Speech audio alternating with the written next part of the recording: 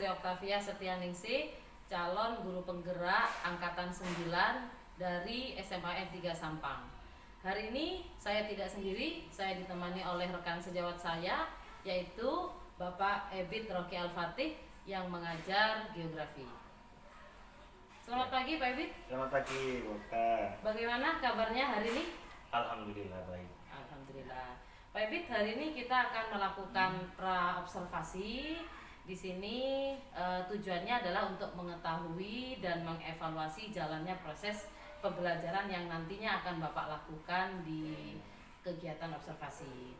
Nah, selain itu tujuan dari pra-observasi ini adalah sebagai persiapan awal sebelum Bapak melakukan kegiatan belajar mengajar kepada murid agar Bapak merasa lebih siap dan percaya diri saat tampil di depan anak. Bagaimana Pak Ebit? Siap. Baik.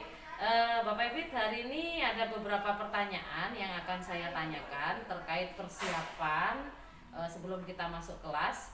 Yang pertama, nanti apa tujuan pembelajaran yang akan kita lakukan pada saat observasi? Tujuan pembelajaran karena saya ada di bab flora dan fauna, itu nanti di materinya itu siswa dapat menjelaskan pengertian konservasi flora dan fauna. Tujuan yang kedua, siswa dapat menganalisis manfaat konservasi flora dan fauna. Seperti itu. Oke, itu tujuan pembelajarannya ya Pak ya. Betul. Lalu apa ini nanti area pengembangan yang akan dicapai oleh Pak Ebit dari kegiatan observasi kita?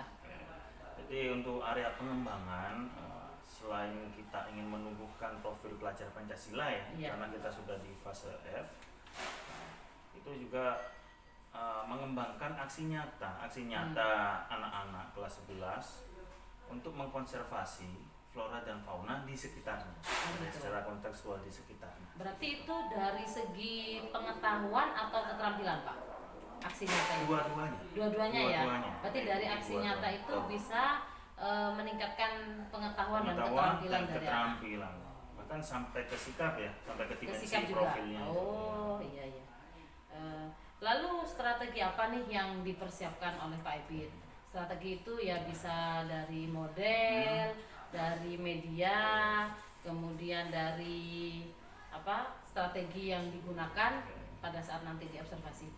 Jadi kalau strategi itu yang pertama tentu saja menyiapkan perangkat. Menyiapkan perangkat pembelajaran. Lalu selanjutnya itu dalam kegiatan pembelajaran ini kita menggunakan model cooperative learning atau kerja kelompok ya, lalu belajar kelompok seperti itu ya. Nah, yang beda di cooperative learning ini nanti ada pembagian tugas di dalam kelompok. Dia ada satu orang itu menjadi presenter, satu orang itu timekeeper, satu orang notulen, satu orang moderator, dan satu orang khusus untuk pembuat pertanyaan. Jadi berarti perannya anak-anak itu beda ya di dalam nanti ya? Beda. Nantinya ketika ini kelompok ini dipakai untuk seterusnya selama kelas 11. Jadi ketika nanti kerja kelompok lagi berganti. Nah, akhirnya harapannya anak ini bisa merasakan semua peran. Oh gitu. Berarti berputar peran ya. Oke. Iya. Seperti itu. Yang berbeda. Kemudian yang terakhir nanti ada refleksi ya. Refleksi, betul. Refleksi tentu saja. Biasanya saya pakai ini nangkopi berpikir. Nangkopi berpikir. Anak-anak sudah paham itu tentang itu saja dijelaskan. Nanti ya, jadi dijelaskan di alur ya. Masing-masing topi itu apa yang ditulis, apa yang dirasakan, kan ada tantangan, ada perasaan. Jadi penasaran saya nih, ingin segera melihat di observasi dari rancangan sepertinya kok luar biasa bagus. Nanti ikut ke kelas. Oke, siap. Nah, kapan nih kita kira-kira Pak masuk kelas? Minggu depan ya? Ya, minggu depan. Minggu depan berarti hari Senin Pak ya? Hari Senin minggu depan jam berapa Pak Ebit itu ada jam itu? Jam ke-3. Senin, oke. Jam ke-3, 4. Berapa jam? 3 jam pelajaran Pak ya? Oke. Berarti sudah saya catat Pak ya, ini terkait apa-apa yang akan disiapkan. Selebihnya nanti kita bertemu di kegiatan observasi dan nanti akan ada pasca observasi di mana nanti saya akan didampingi oleh PP saya Pak untuk kegiatan supervisi akademik ini. Lalu saya rasa apa yang bisa Bapak Ebit ungkapkan nih dari percakapan kita hari ini yang dari pra ini? Saya ungkapkan, ya ada ya manfaatnya ya. Jadi manfaatnya itu sebelum masuk ke kelas kita bisa sharing, sharing dengan rekan sejawat dan juga bisa mendapatkan umpan balik. Umpan balik itu sangat penting untuk refleksi kita sebagai guru sendiri. Sebagai persiapan ya sebelum masuk kelas ya. Seperti itu. Iya. Saya rasa cukup Pak Ebit. Ya. Sampai ketemu minggu depan. Terima kasih waktunya. Ya. Assalamualaikum warahmatullahi wabarakatuh. Oke, baik. Waalaikumsalam warahmatullahi wabarakatuh.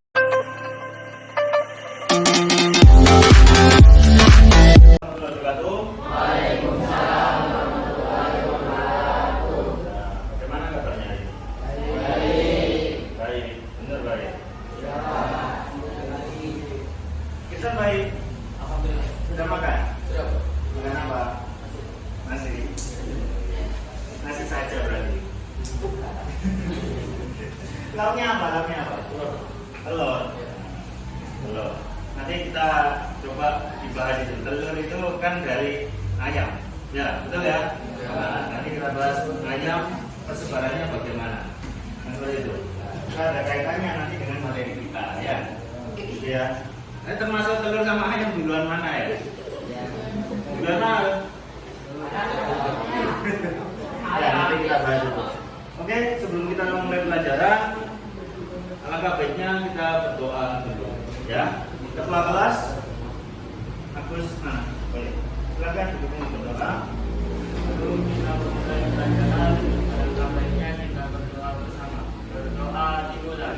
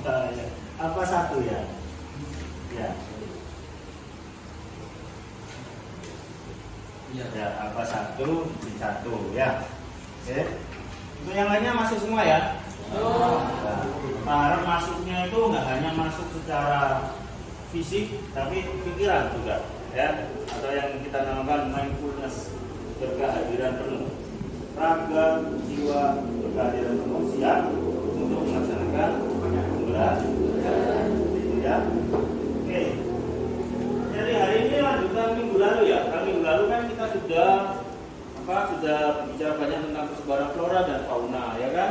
Nah, minggu ini kita ke konservasinya, ya, ke konservasinya. Dan nanti tujuan pembelajarannya adalah siswa dapat menganalisis, ya, menganalisis konservasi hewan atau fauna yang ada di Indonesia, gitu ya? Oke, gitu ya. Itu tadi tentang konservasi. Ya, ternyata kita bisa melakukan konservasi di kehidupan kita sehari. Seperti yang Agus bilang, kita membuang sampah sembarangan. Dipertajam oleh Agus. Nah, membuang sampah di sungai nanti bisa terjadi pencemaran air, sehingga habitat flora dan fauna yang ada di sungai bisa terancam. Begitu ya. Nah, kita lanjutkan.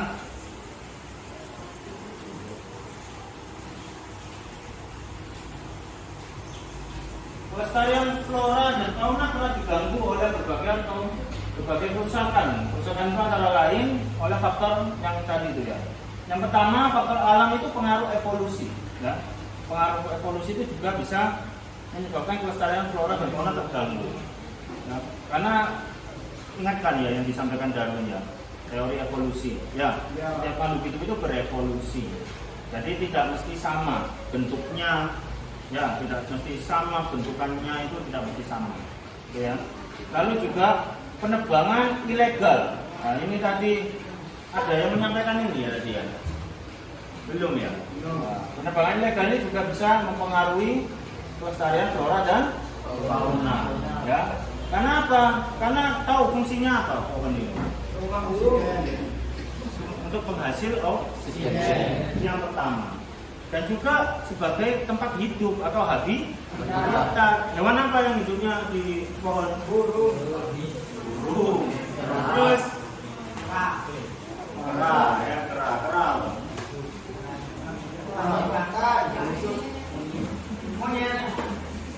Semuanya kera sama ya.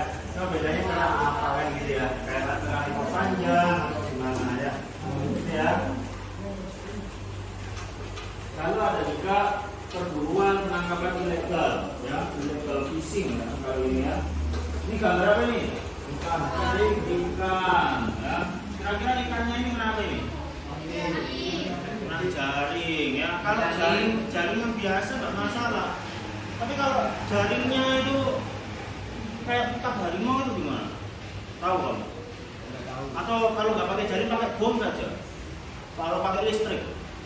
Kan ada orang yang mengambil ikan itu dengan cara-cara tertentu, ya, tidak dengan cara yang aman terhadap lingkungan, ya. Bahkan kalau jaringnya ini yang terlalu kecil, ikan-ikan yang belum siap untuk dikonsumsi itu juga terjadi. Termasuk kalian yang rumahnya di wilayah Tanjung, ada yang nelayan orang tuanya, atau kalian pernah lihat ikan-ikan kecil diperdagangkan itu? Nah, itu harusnya tidak boleh. Ya. Lalu ada bencana alam. Bencana alam ini juga bisa merusak kelestarian flora dan fauna. Lalu perlindungan sistem penyangga kehidupan, konservasi sumber daya alam hayati dan ekosistemnya dilakukan melalui kegiatan sebagai berikut. Yang pertama, kita bisa pengawetan keanekaragaman jenis tumbuhan dan satwa serta ekosistemnya. Pemanfaatan secara lestari sumber daya alam hayati dan ekosistemnya, dan konservasi flora dan fauna. Ini bentuknya macam-macam. Ada taman nasional, ada kebun raya, ada taman nasional laut, ya, bukan hutan tapi laut. Itu yang akan kita bahas. Sekarang kita bagi menjadi kelompok. Ya, kelompoknya tetap ya, kelompok yang seperti sebelumnya. Kelompok 1 membahas tentang taman nasional, ya. Kelompok 2 membahas tentang kebun raya. Kelompok 3 hutan lindung. Terus kelompok 4 taman nasional laut, ya. Terus kelompok 5 itu sama kebun raya saja, kan kebun raya bisa dibedakan nanti ya. Kebun raya bisa kamu pilih Bogor, satunya Purwodadi, gitu ya. Oke ya, oh ini aja, kelompok 5 itu bukan raya, bukan raya ya, bukan raya. Oke, jadi itu ya masing-masing kelompok memiliki pembahasan berbeda-beda. Oke, pembahasan berbeda-beda. Dan selain itu, nanti yang bertugas sebagai peserta itu 1 orang. Ya, yang lainnya bagaimana? Agar mempunyai tugas masing-masing. Yang lain dibagi menjadi yang pertama notulen. Tugasnya apa notulen? Mencatat hal yang penting dalam kegiatan presentasi. Yang kedua operator, mengoperasikan laptop ya. Nah, yang ketiga membuat pertanyaan ya. Lalu yang keempat moderator ya, sama presenter sekaligus ketua ya. Jadi itu ya, itu adalah pembagian tugasnya. Ada yang ditanyakan? Saya, oke sekarang mulai diskusi. Nah, mulai diskusi. Bentuk presentasinya itu bebas. Kalian dapat membuat video. Nah, kalau kalian mau membuat lagu boleh, buat lagu ya, buat puisi boleh, atau membuat infografis boleh, membuat PowerPoint boleh. Jadi bapak bebas. Jadi itu ya. Oke, silakan dimulai kerja kelompoknya. Buat apa Kison? Kelompoknya? Suara Marga Satwa, saya ambil contoh Taman Nasional Tanjung Putih. Oke. Yang lain membantu tidak ya? Membantu. Membantu ya. Nah, membantu apa? Doa. Ya? Doa. Membantu ya, Bapak harap semuanya membantu dan berpartisipasi ya. Iya, berdoa agar lancar ya. Ya. Tapi materi-materinya dibantu ya. Yang membuat bahannya siapa? Saya, Pak. Oh, iya, pakai apa? Aplikasi apa? Canva, Pak. Pakai Canva. Ya. Oke, bagus. Nanti kamu presentasi ya, presentasi Ya. PowerPoint ya. Ya, Pak. Oke, ya. Assalamualaikum warahmatullahi wabarakatuh. Hari ini saya akan mempresentasikan hasil kami tentang Taman Nasional Tanjung Putih. Sebelum masuk materi, kita bagi kelompok. Yang pertama itu saya Kusuma Mutalaya sebagai ketua dan presenter. Yang kedua Robin Izzat sebagai moderator. Yang ketiga yaitu Busro Karim sebagai moderator. Yang keempat Muhammad Agus sebagai membuat pertanyaan. Yang kelima Mega Aulia sebagai ketulen. Nah, terima kasih pada kita. Taman Nasional Tanjung Putih terletak di Semenanjung Barat Daya, tepatnya di Semenanjung Kabupaten Siluyan, Provinsi Lampung.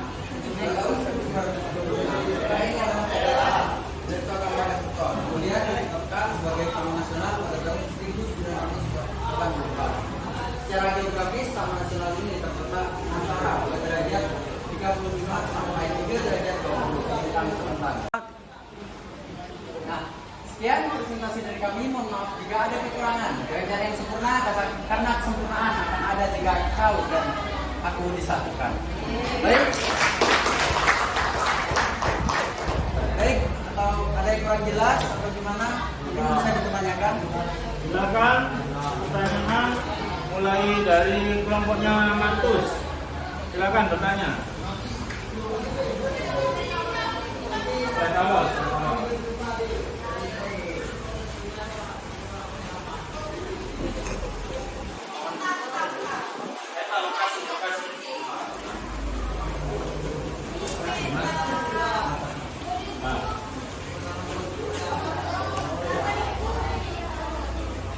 Ditetapkannya 1984.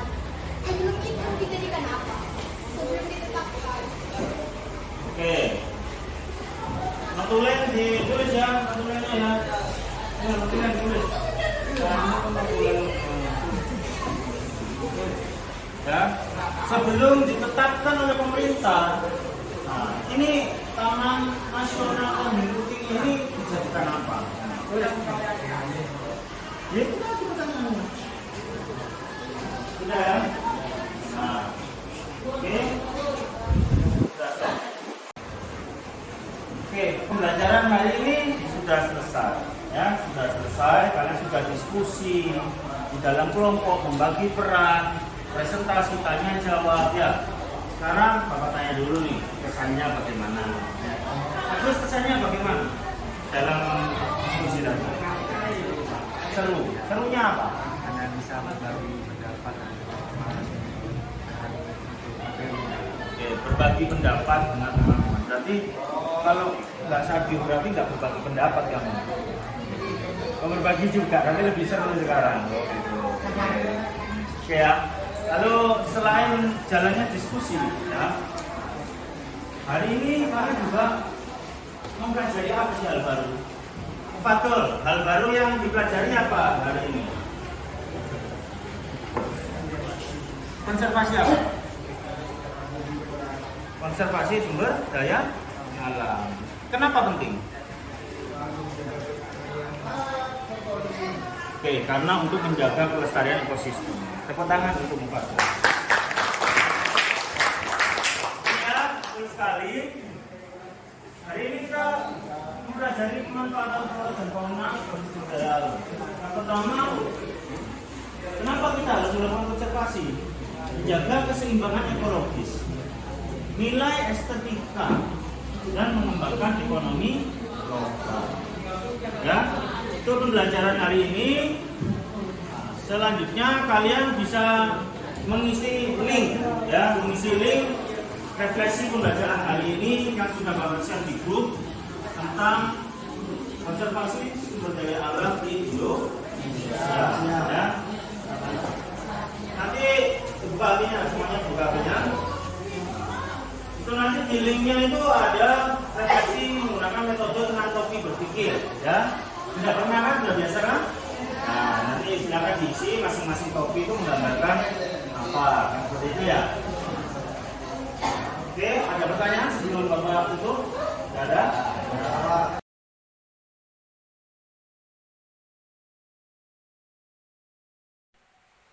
Assalamualaikum warahmatullahi wabarakatuh. Waalaikumsalam warahmatullahi wabarakatuh. Apa kabar ini? Alhamdulillah baik. Ya, namanya hari ini kita akan melakukan kegiatan observasi setelah kemarin kita melakukan pra dan observasi kelas. Nah, ada beberapa pertanyaan nanti yang saya ajukan ke Pak Ibu. Hari ini saya didampingi oleh Bapak Fikri, Bapak Muhammad Saiful, yang nanti membantu kegiatan observasi kita ini. Pak Ibu, bagaimana perasaan Pak Ibu terkait jalannya kegiatan observasi kelas yang sudah kita lakukan? Perasaan saya yang pertama itu karena nggak biasa dilihat, ada dilihat karena sudah melalui pra sebelumnya, jadi sedikit terkurangi dulunya rasanya. Terus juga selain itu saya juga senang karena bisa berkolaborasi dengan guru lain dan membantu dan berbagi dengan pelajaran. Coba sih Pak, saya ceritakan kembali terkait area pengembangan yang sudah Pak Edi lakukan dan bagaimana langkah-langkah yang Bapak lakukan. Berarti untuk area pengembangan kemarin saya fokus yang pertama di profil belajar Pancasila untuk menunjukkan profil belajar Pancasila dengan balas budaya. Ini juga ada kaitannya dengan materi. Materinya kan kemarin konservasi flora dan fauna. Bagaimana di dalam satu dimensi profil belajar Pancasila itu ada namanya akhlak. Akhlak terhadap alam. Alam yang di dalamnya ada flora dan fauna. Ada pengembangan pelajaran. Lalu langkah-langkahnya Pak, kemarin gimana? Langkah-langkahnya kemarin observasi kan kemarin pakai pembelajaran berkreasi ya. Nah, terus bentuknya itu berarti learning dengan berbagi peran. Berbagi peran sehingga di dalam kelompok itu semua memiliki tanggung jawab yang setara, walaupun tidak sama tapi setara, memiliki tugas masing-masing untuk jalan masing-masing. Dari area pengembangan dan langkah-langkah yang sudah dilakukan, sejauh mana keberhasilan area pengembangan yang ingin dicapai oleh Pak Edi selama kegiatan belajar Keberhasilan itu diangkat boleh dianggarkan dari level 1 sampai 10, boleh dianggarkan. Merasa sudah berhasil di angka berapa? Mengapa alasannya mengambil angka itu? kalau angka mungkin 8. 8. Jadi ada beberapa yang sudah sesuai dengan area pengembangan seperti keaktifan siswa siswa itu sudah memiliki job masing-masing, ada yang sebagai moderator, ada yang sebagai presenter, ada yang membuat pertanyaan seperti itu. Terus kenapa enggak 10 gitu? Karena hasilnya belum bisa dilihat. Oh, gitu ya.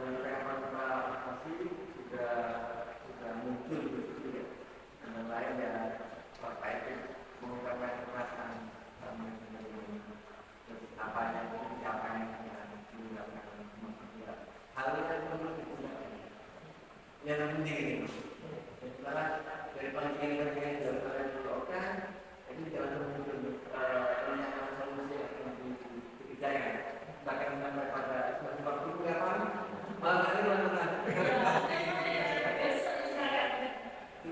semua hal bahkan begini yang mengatakan ibu kota itu juga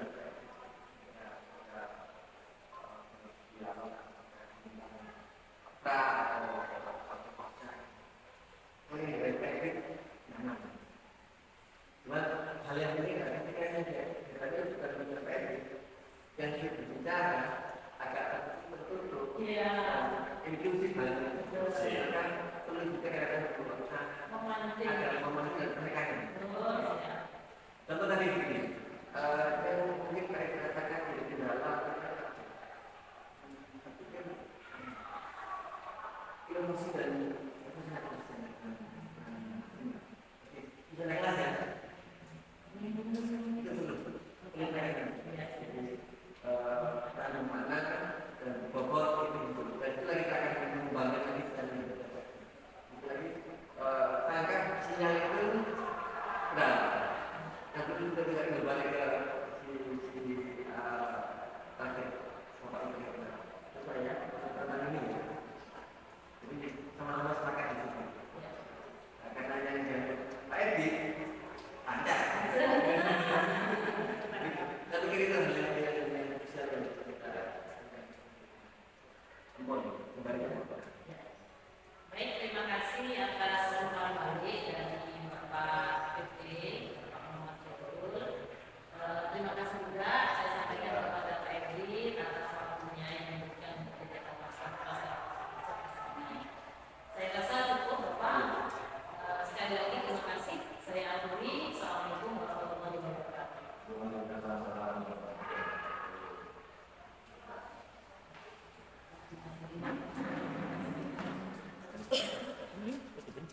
Sudah dong Pak Bapak.